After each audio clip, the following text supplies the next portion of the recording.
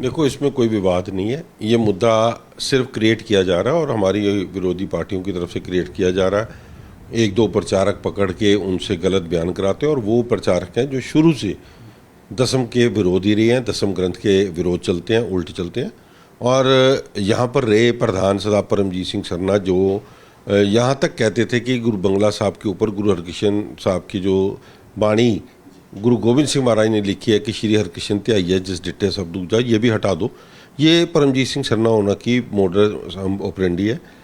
उसमें उस किताब के अंदर लिखा गया, हेमकुंड पर्वत के बारे में बात किया गया। हेमकुंड गुरुद्वारा साहब जो है उसके विषय में बात हो रही है और उसकी जो खोज हुई है वो बचित्र नाटक जो गुरु गोविंद सिंह महाराज का दसम ग्रंथ का एक अंग है, उस विचित्र नाटक की लाइनें हैं। उसमें लाइनों में लिखा हुआ है कि गुरु गोविंद सिंह महाराज ने महाकाल की पूजा की।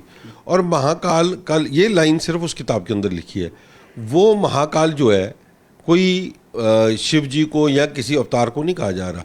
जो महान कोश है, जिसके जो एक डिक्शनरी जिसको हम कह सकते हैं कि सिख पंथ की, उसमें महाकाल का मतलब परमेश्वर को बोला गया।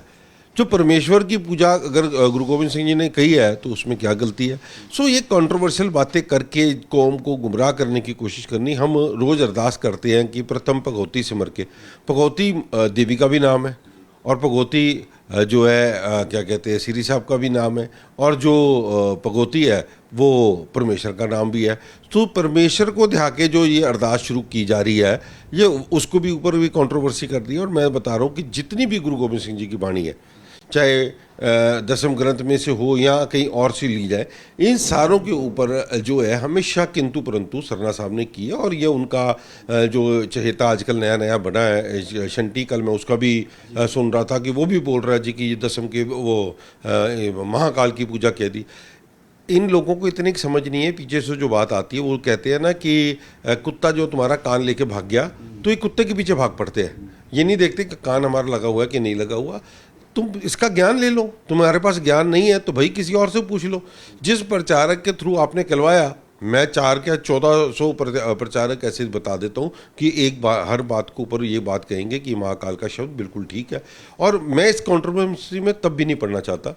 मैंने ये सारा का सारा पत्र जो है जत्थेदार साहब को लिख दिया। अकाल तख्त के जो जत्थेदार हैं वो अपना संज्ञान लें। अगर वो कहते हैं कि महाकाल कहना गलत है, अगर महाकाल को हमने महाकोश की किताब जो डिक्शनरी बनी हुई है वो गलत है, उसमें उसकी डेफिनेशन गलत है, तो हम सारों के साथ कार्रवाई कर लेते हैं।